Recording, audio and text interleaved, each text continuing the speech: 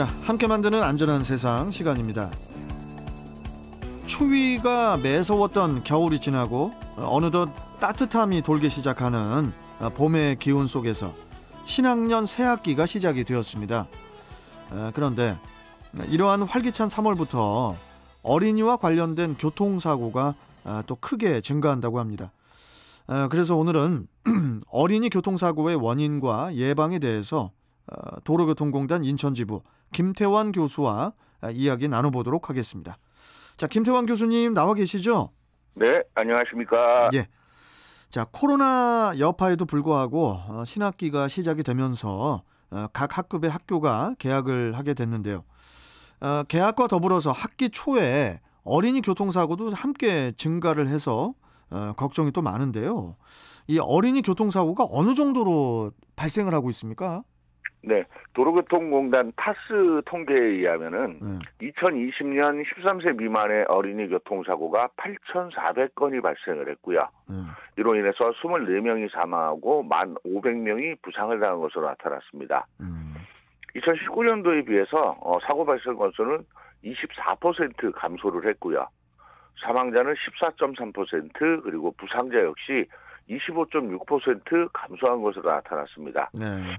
자, 이는 일단 코로나 팬데믹으로 인한 어린이의 외부 활동 감소로 인한 결과가 아닌가라고 판단이 되고요. 예. 하지만 새학기가 시작되면서 3월부터 이제 통상적인 어린이 교통사고가 증가하는 추세를 보이기 때문에 운전자들의 각별한 주의가 필요한 시점이라고 말씀드려야 될 것 같습니다. 네. 자, 그러면 학기 초에 어린이 교통사고가 갑자기 늘어난 이유가 특별히 있을까요? 네, 일단 어린이 교통사고의 증가 이유를 크게 세 가지 정도로 나누어 볼 수 있을 것 같은데요. 첫 번째는 온도의 변화라고 말씀을 드릴 것 같습니다. 온도의 변화. 네. 추운 겨울에는 외부 활동이 적합하지 않아서 외부의 이동량이 적어진다라고 볼 수가 있는데, 그렇죠. 날씨가 따뜻해지고 개학을 하면서 아이들이 야외에서 보내는 시간이 증가하는 것이 하나의 원인으로 볼 수가 있고요. 두 번째는 이제 아이들의 들뜬 마음, 방학이 끝나고 본격적인 새학년이 시작되다 보니까 모든 것이 좀 어수선하고 새로운 친구라든가 선생님, 평소와 다른 평상심을 찾지 못해서 어수선한 심리적인 문제도 사고의 원인으로 지적할 수 있고요. 마지막으로는 어린이 보육이라든가 이런 것들의 안전 지도라든가 이런 것이 약간 좀 부족하지 않는가, 이런 말씀을 드릴 수 있을 것 같습니다. 네. 자, 그러면 우리가 살고 있는 경인에서 인천 지역은 좀 어때요? 네, 우리 인천 지역도 안타까운 어린이 교통사고가 적지 않은 지역이고요. 2020년 336건의 사고가 발생이 됐습니다. 그리고 439건에 비해서 23.5% 지난해보다 감소를 했는데, 사망자는 3명에서 1명으로 2명이 감소를 했고요. 예. 부상자 역시 408명으로 547명에 비해서 24% 감소한 것으로 나타나서 전국적인 평균에 비슷하게 이렇게 감소를 한 것으로 나타났습니다. 그러면요, 교수님, 네. 어린이 교통사고가 많이 발생하는 시간대라든지 요일 같은 게 따로 있을까요? 네, 일단 시간대별로 살펴보면 어린이들의 교통안전 지도가 잘 이루어지고 있는 등교 시간인 오전에는 교통사고가 많지 않지만 학교 시간대인 오후 2시부터 학원 등의 방과 후 활동이 이루어지는 오후 6시 사이가 전체 어린이 교통사고의 40.7%를 차지하고 있습니다. 그래요. 네, 또한 요일별로는 토요일이 17.8%로 가장 많았고, 예. 금요일과 일요일이 14.8%로 다음으로 가장 많은 사고가 발생하는 요일로 나타났습니다. 그러면 이렇게 정해진 오후 시간대라든지 또 토요일, 금요일, 일요일 이런 날이 유난히 많은 교통사고를 보이는 이유가 뭘까요?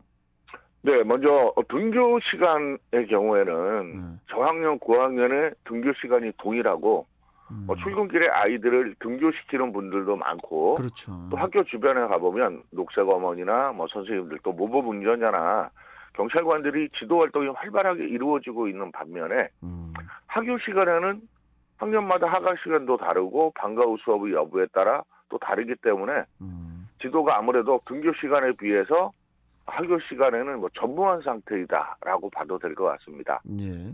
또한 그 학교 주변 어린이 보호구역 주정차 구역임에도 불법 주정차가 성행을 하고 있고 또 이로 인해서 사각지대가 형성되면서 뭐 사고의 발생 원인으로 지적할 수가 있습니다. 예.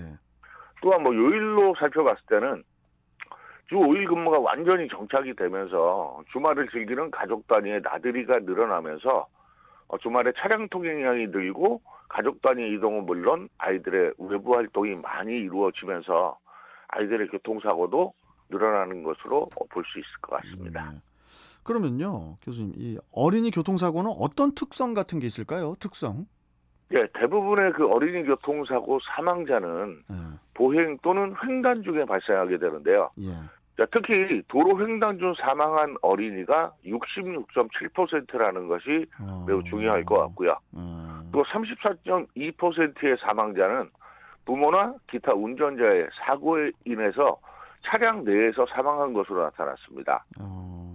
특히 전체 어린이 부상자의 80%는 차량에 탑승한 상태에서 부상당한 것으로 나타나서 이 어린이들의 안전띠 착용에 대한 관심과 지도는 물론 운전을 아이들을 태우고 운전하시는 분들의 법규 준수를 통한 안전운전이 무엇보다 중요할 것으로 보입니다. 그렇군요.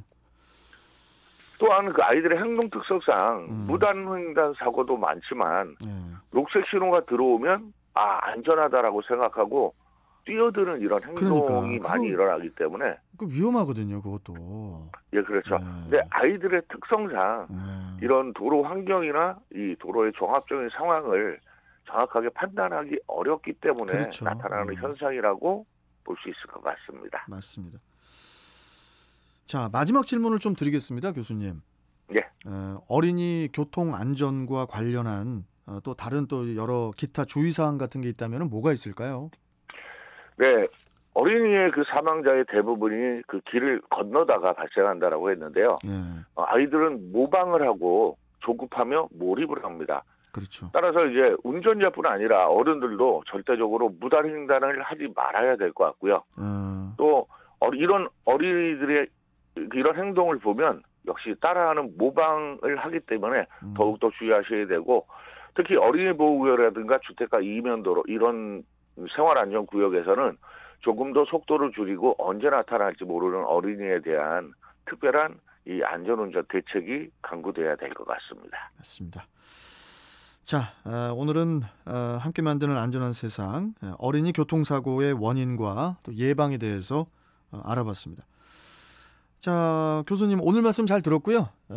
또 뵙도록 하겠습니다. 고맙습니다.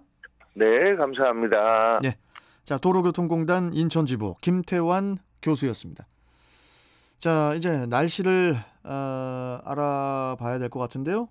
날씨 알아보고 오죠. TVN 정보센터입니다. 최다빈 캐스터. 네, 오늘은 크게 벌어지는 일교차에 면역력 잃지 않도록 주의하셔야겠습니다. 최근 감기 환자가 크게 늘고 있는데요. 아침 저녁으로는 기온이 빠르게 떨어지며 쌀쌀하지만 낮 동안에는 기온이 큰 폭으로 오르면서 연일 기온차가 10에서 15도가량 크게 벌어지고 있습니다. 환절기 건강관리에 유의하셔야겠고요. 얇은 옷을 여러 겹 겹쳐 입으시는 등 시간대에 맞는 옷차림을 해주시는 편이 좋겠습니다. 현재 전국의 공기질이 무난합니다. 다만 앞으로 국외 미세먼지가 추가로 유입되면 점차 공기질이 탁해질 텐데요. 경기 남부와 충청, 전북은 초미세먼지 농도 종일 나쁨 수준을 보이겠고 서울과 인천, 경기 북부와 영서, 제주는 오전 한때 일시적으로 농도가 짙게 나타나겠습니다. 한편 맑은 날씨 속에 동쪽 지역은 건조한 날씨가 이어지고 있습니다. 특히 강원 산지에는 강풍주의보까지 내려져 있는데요.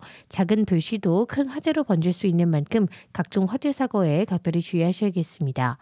오늘 한낮 최고 기온 서울 11도, 대전 15도, 광주와 대구 16도, 부산은 14도까지 오르면서 온화하겠습니다. 또 다가오는 금요일에는 중부와 전북 지역에 돌풍과 천둥, 번개를 동반한 요란한 비가 내릴 전망입니다. 끝으로 TVN 긴급정보입니다. 제2경인고속도로 성남 방향으로 문학